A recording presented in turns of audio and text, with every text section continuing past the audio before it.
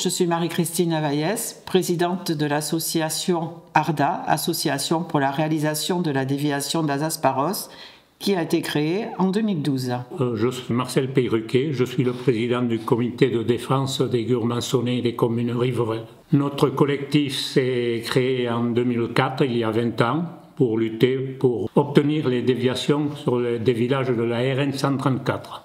Parce que la protection de l'humain ne semble pas être une priorité lorsqu'il s'agit des contournements prévus entre Oloron-Sainte-Marie et le Somport, et parce que nous rencontrons une population excédée par l'insécurité quotidienne de la traversée de leur village, nous nous devons d'informer M. Clément Beaune, notre ministre des Transports, ainsi que M. le préfet de région, sur la situation exacte du trafic routier sur la RN 134 axe européen E7 au moment précis où ils sont en train de finaliser le contrat plan État-région 2023-2028.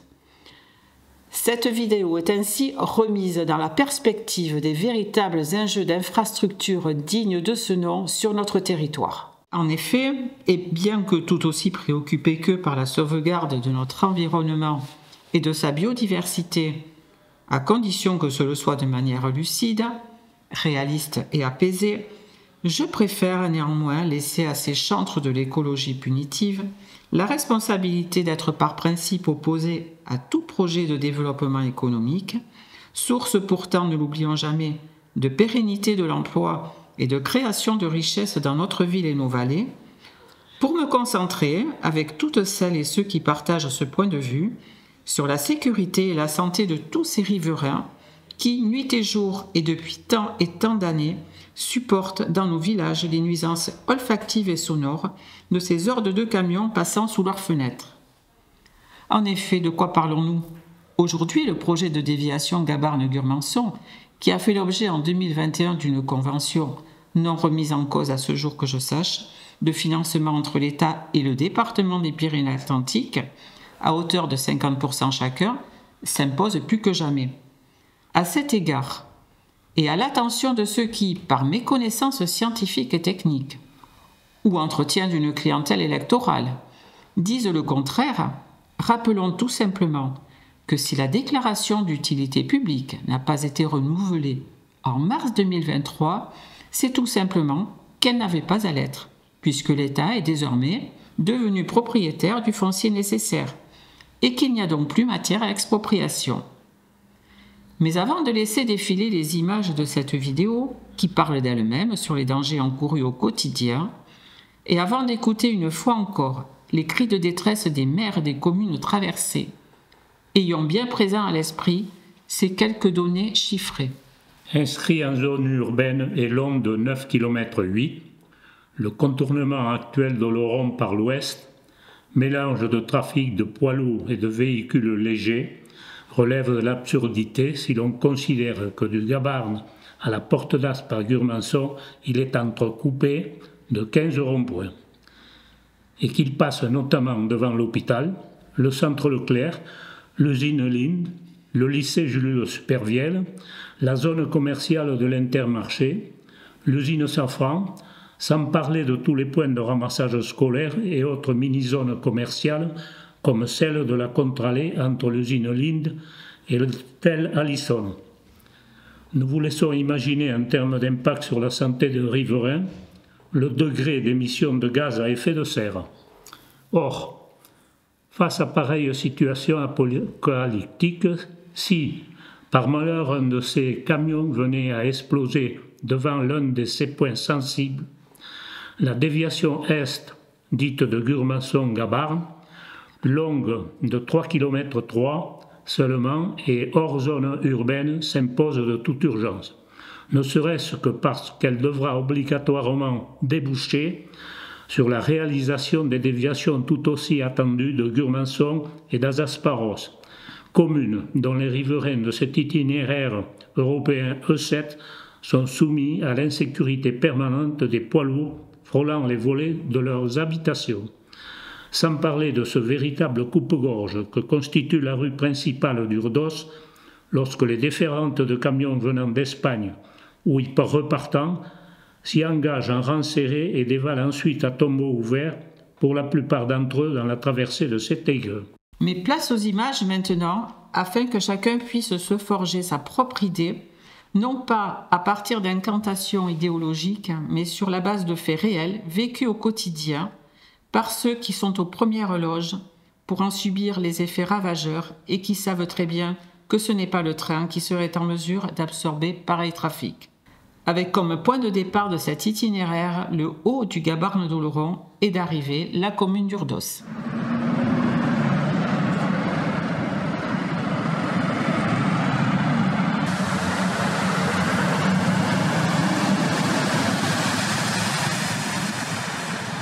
Je me présente Jean Sarasola et maire depuis 2008. Je peux vous dire qu'avec les 800 poids lourds qui traversent la commune tous les jours, les habitants sont soumis à l'insécurité permanente. Ils ne parlent que de la RN 134 et de la déviation, toujours en attente. 1 km 700. 1 km 700, c'est la longueur de la déviation à Grmançon, plus 5 km pour la déviation d'Azaspe.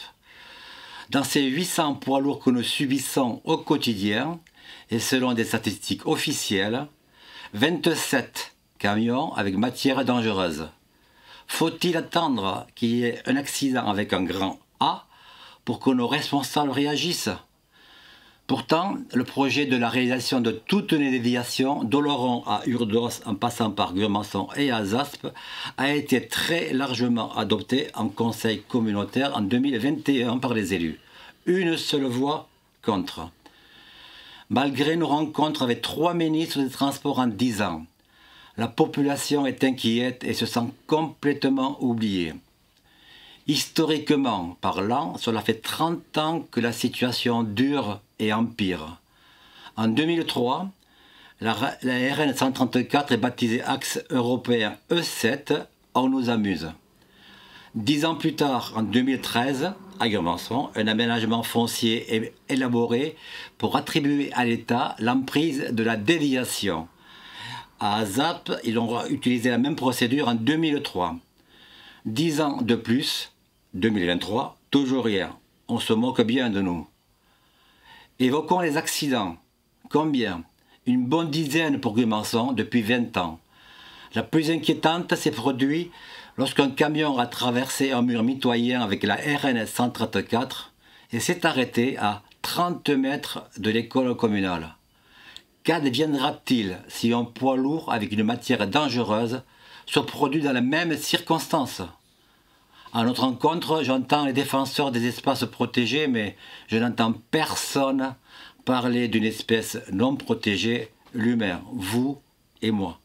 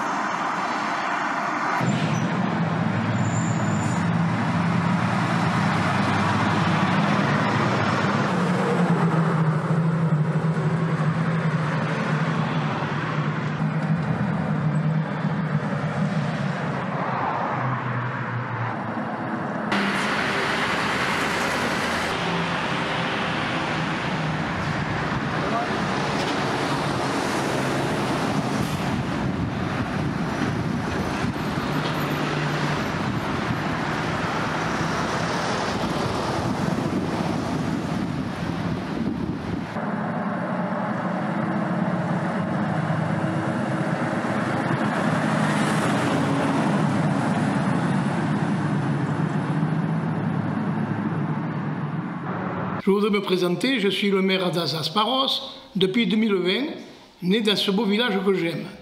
Depuis 20 ans, mes amis se battent pour obtenir ces déviations nécessaires dans nos villages de Grmançon, Azaz, Arros et Urdos. Beaucoup de combats, beaucoup d'énergie, beaucoup aussi de promesses de la part de nos politiciens, ministres, députés, sénateurs, conseillers départementaux, sous-préfets, préfets. Mais là, on ne peut que constater que dissolution. Manque l'engagement, sauf en période électorale avec des promesses juteuses. Même aujourd'hui, un grand silence après le vote majoritaire de la communauté des communes du Haut-Béarn. Que faire? Si ce n'est remercier les personnes engagées, toujours solidaires avec notre démarche. Monsieur Casadebé, Grégory, président de BAP, Monsieur Lacrampe Daniel, secrétaire général de BAP. Nos villages se meurent, le danger de circulation perdure. Résistons aux détracteurs et espérons que notre combat trouvera enfin une solution d'avenir.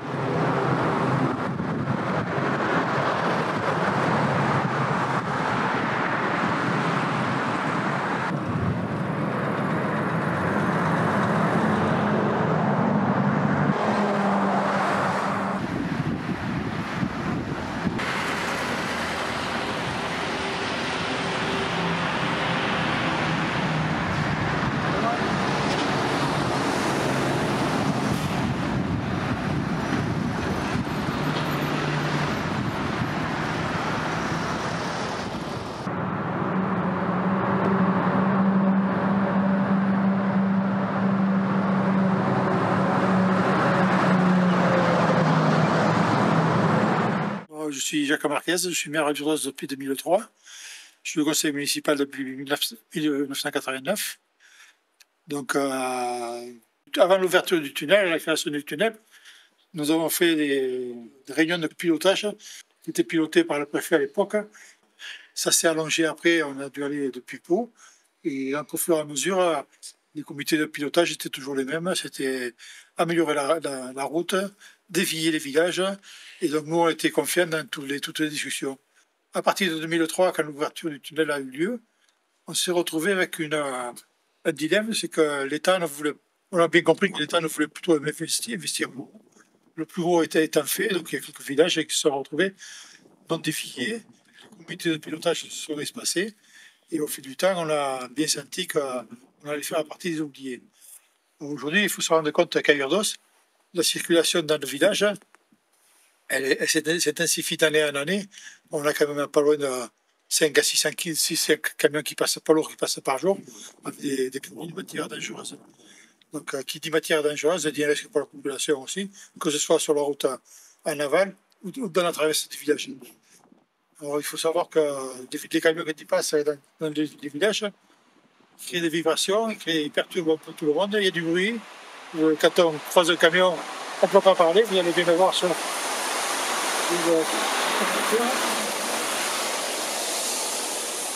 ça tombe bien quand on passe. Donc, il faut savoir que dans le village ici, en 2003, on nous a promis d'améliorer un petit peu les performances de la route. Ils ont amélioré le passage, ils ont créé des chemins, ils ont refait les trottoirs, mais on se retrouve quand même avec une route qui fait 3 mètres de large, 3 mètres par voie, ça fait 6 mètres, c'est même pas une norme française de circulation. Et quand on sait que c'était une route européenne, dite européenne, E7, je crois qu'on se fout de nous. Et à un moment donné, je pense qu'aujourd'hui, on fait du temps, on s'est associé avec des associations qui luttent pour la déviation de Gurmançon, d'Assas, Saint-Égan et Turdos. Et je crois qu'on continue à faire partie des oubliés. On nous parle de la déviation de Oloron. Tant qu'Oloron n'est pas fait, il est certain que nous, on n'aura pas reçu de miettes. Mais je pense qu'aujourd'hui, il faut se relancer et repartir pour parler des déviations et sortir des cartons, tout ce qui traîne. La population, elle est inquiète.